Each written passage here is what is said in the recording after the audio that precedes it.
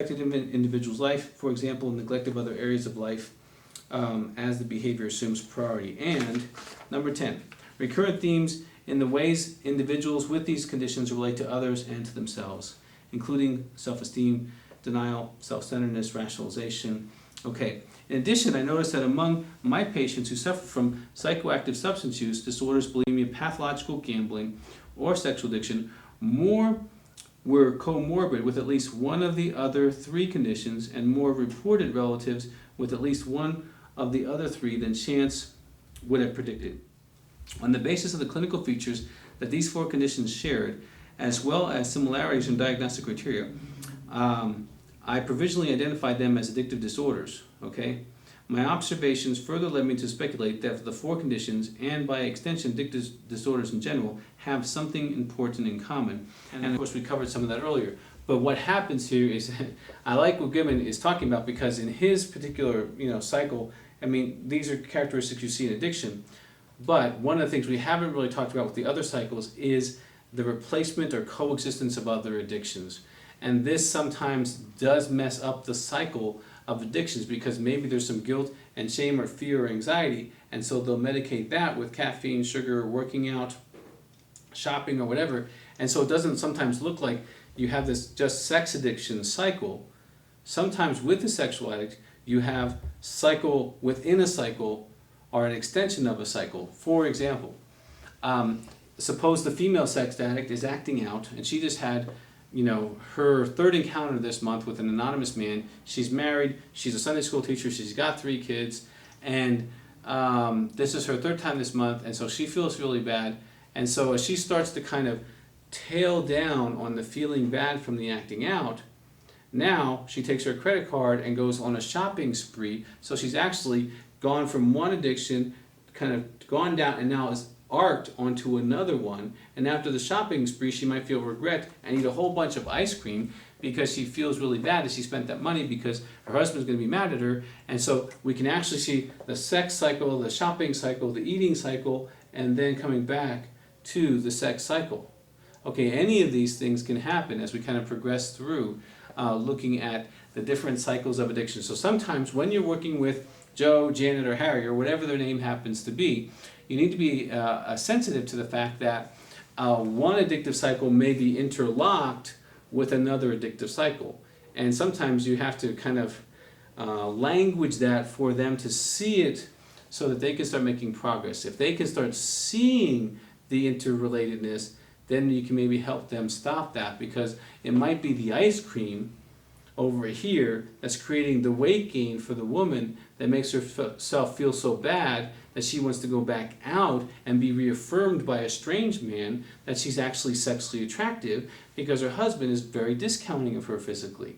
Okay, so if we can stop the ice cream, that stops the spending, that stops the acting out, maybe we can help her all the way around to make some progress. Okay, and men have their own different cycles they go through. We all have our way of dealing with this, and this is one, the interactive cycle in which some sex addicts have. And this is what one of the things Goodman is highlighting here for us. And I want you to know that as a clinician, take your time with your client.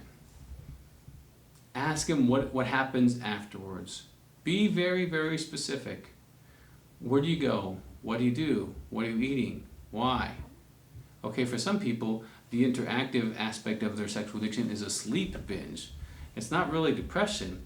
They just crash and they just sleep. For other people, it is some necessity to compensate. Okay, it's not necessarily an addictive pattern, but they have almost a need to compensate in their relationship. So what they'll do is become overly nice, overly busy, doing the housework, doing the project, buying a gift, or doing some kind of a behavior that compensates for them in their acting out. So again, if you can help them see the after cycle, it's kind of like, remember we were talking about, if you can see the acting in cycle and you can see the acting out cycle, well, if you can see the after acting out cycle, that can also be very helpful for them to realize how they tend to medicate, numb, address, or divert addressing the consequences or the feelings of addiction. One guy goes into deep shame and guilt and self-loathing. Another guy goes into, oh, I got to do wonderful things for my wife. Okay? And that is the total beauty of working with the human population. Humans are as complex as creatures can be, and we don't react the same way based on our family of origin, our training, our personality, our disposition, our desires, our faith, our socioeconomic patterns, and stuff like that. Where one person might overcompensate by cleaning the dishes, the other one wants to take them on a $15,000 vacation. Okay, they're both compensating kind of behaviors, but they're different.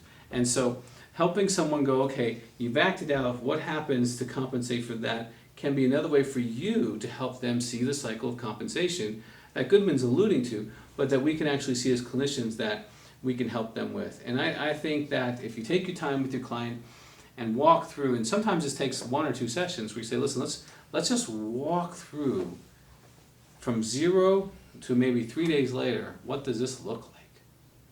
So that here's the preparatory behaviors we've heard much about in cycles.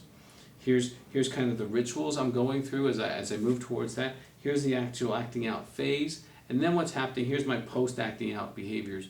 And see if you can give them a handle on that, because if you do, you might be able to help both of you solve the problem of being successful in recovery. Now, Goodman has one more thing, another longer quote here, and I want to just kind of go through this, and as you'll see it on your screen. The addictive process can be understood to involve impairments in 3 functional systems: motivation reward, affect regulation, and behavioral inhibition. Impaired motivational reward exposes addicts to the unsatisfied states of irritable tension, emptiness, and restlessness, anhedonia. In the context of aberrant motivation reward function, behaviors that are associated with activation of the reward system are more strongly reinforced via both positive and negative reinforcement than they otherwise would have been. Impaired affect regulation renders addicts chronically vulnerable to painful affects and emotional instability. In the context of impaired affect regulation, behaviors that are associated with the escape from avoidance of painful affects are more strongly reinforced via negative reinforcement than they otherwise would have been. Impaired behavioral inhibition increases the likelihood that urges for some form of reinforcement, negative, positive, or both, in the short term will override consideration of longer-term consequences, both negative and positive. When motivational reward and affect regulation are impaired, impaired behavioral inhibition means that urges to engage in behaviors that are associated with both activation of the reward system, escape from avoidance or painful effects, are extraordinarily difficult to resist, despite the harmful consequences they might entail. Now this is a very long way to say that addicts are motivated differently. And again, one is looking for that positive chemical high, the rush, the hit. The other is trying to avoid stress, boredom, or loneliness. And so you may have to discover what end of the cycle they're on. Are they trying to do the positive reward system? Are they on the negative reward system? Are they on any kind of stimulation to get them out of the comfort zone, or just to enact the behavior? So you will have to discern how your addict that's sitting in front of you at that particular hour is motivated, and that does become a part of their cycle. Because for those who are looking for the reward, they're looking for that hit.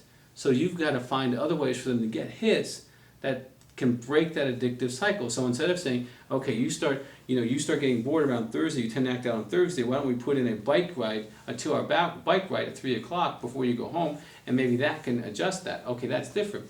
Then you got the other person who is really, they're running from loneliness. They're running from despair and hopelessness or confusion. Okay, well then they might really need that extra essay meeting during the week, or they might need to get involved as a volunteer somewhere, so they have some way of engaging other people who are also in need, that they can feel like they're fulfilling something in their life and feel good about doing that. And again, you seeing what side they're on, okay, and I know I'm using several kind of language boxes to put this in for you, but if you can see which way that they're moving on, then you might be able to help with strategies. And again, the cycles are really to help you to have practical strategies to help them be able to move forward in their recovery.